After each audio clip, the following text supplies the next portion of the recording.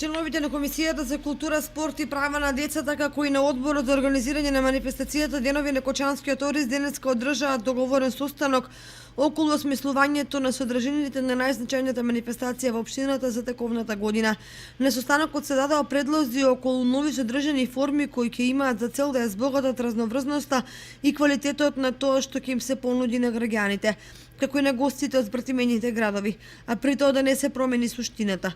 Од тука имаше различни размислувања и идеи од кои едни се централната манифестација да се задржи во градот, а други да продолжи практиката таа секоја година да се дислоцира во руралните средини, и тоа не само оние што се карактеристични по ризопроизводството, туку и другите. Денешниот состанок на Комисијата за култура, спорт и права на децата и Одборот за организирање на манифестацијата Денови на Кочанскиот ориз, ете ги свикавме денес малку порано за разлика од претходните години, со цел да го потврдиме и со нив датумот кој што веќе го имаме. Значи, манифестацијата оваа година ќе биде од 25 септември до 1 октомври.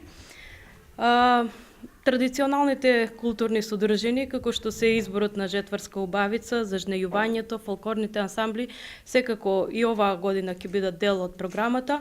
Меѓутоа, ете, сакаме сепак во еден поширок состав да проговориме и за другите активности, да видиме, да вметнеме некои нови содржини, да ги старите да ги